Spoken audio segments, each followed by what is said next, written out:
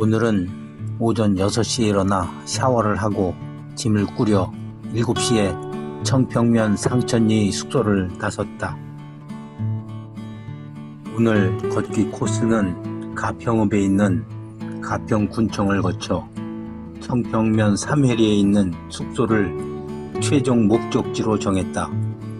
다음 코스인 양평군 지역까지 가고 싶었지만 3회리까지만 해도 38km나 되어 더 걷기에는 무리였을 뿐 아니라 숙소도 마땅치 않았다.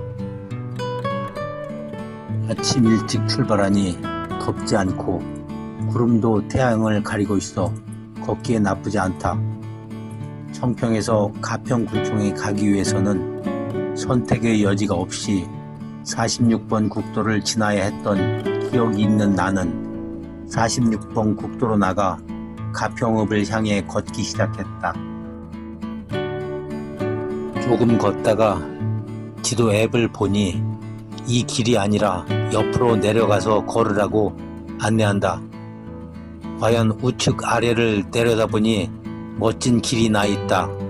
보행자 자전거 전용 도로가 있었던 것이다. 나는 즉시 보행자 전용 도로로 접어들었다. 국도의 대부분은 인도가 따로 없어 위험하기만 하고 달리는 화물차들이 굉음도 요란했었는데 안전할 뿐 아니라 경치도 아름답다.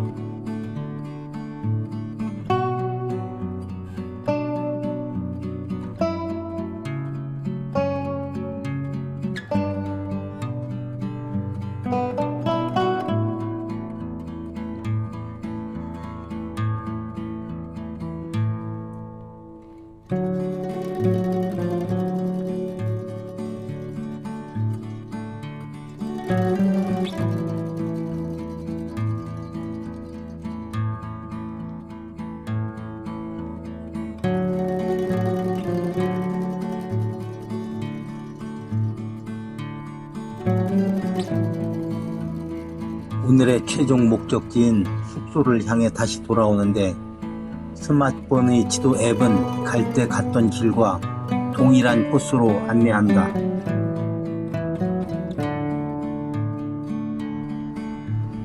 나는 걷는 것은 당연히 좋아하지만 같은 날 같은 길을 다시 걷는 것은 지루해서 좋아하지 않는다. 코스를 달리해서 국도를 걷는 방법도 있겠지만 안전도 안전이거니와 차량들 소음 때문에 내키지 않는다. 지도 앱의 안내를 따를 수밖에 없다.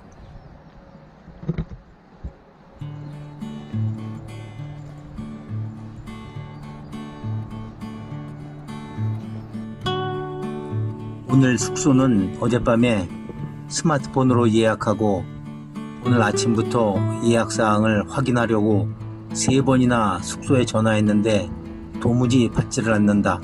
12시가 넘자 나는 혹시 뭔가 잘못되었나 걱정이 되어 네이버에 숙소를 검색해보니 다른 전화번호가 나온다.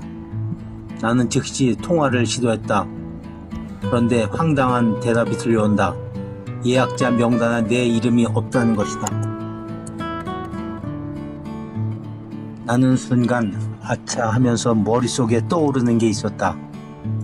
청평면에는 같은 이름의 모텔이 2개가 있는데 하나는 청평리, 다른 하나는 3회리에 있었다. 내가 3회리로 예약한다는 걸 싼 가격만 보고서 깜빡하고 청평리로 예약한 것이었다. 청평리는 이제 거의 다 와가는데 3회리는 여기서 12km는 더 가야 한다. 3회리까지 가서 예약이 잘못된 것을 알았다면 다시 청평리로 12km를 되돌아올 수밖에 없었을 것이다. 나는 같은 날 같은 길을 다시 걷는 것은 좋아하지 않지만 특히 이 경우처럼 아무런 의미 없이 다시 걸어야 할 땐 정말 싫다. 불행 중 다행이란 말은 이럴 때 쓰라고 했나 보다.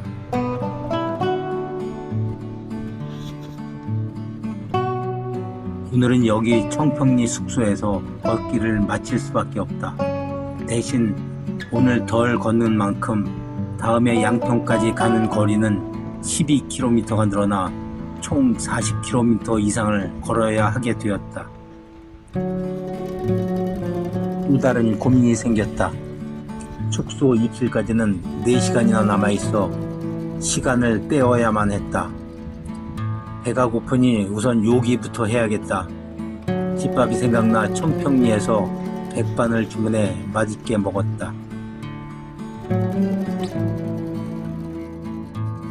가평군청 앞에도 350년이나 된 느티나무가 있었는데 이곳 청평리에도 그보다는 적지만 300년 된 느티나무가 있었다. 나는 모처럼 느티나무 그늘이 벤치에서 1시간가량 낮잠을 즐긴 후에 마을 주변을 구경하며 시간을 보내다 숙소로 들어갔다.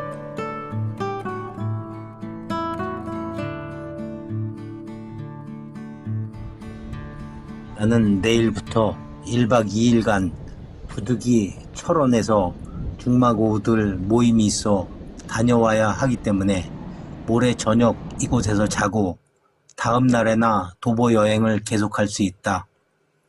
모처럼 이틀간 좋아하는 삼겹살 마음껏 먹으면서 충분히 휴식을 취해야겠다.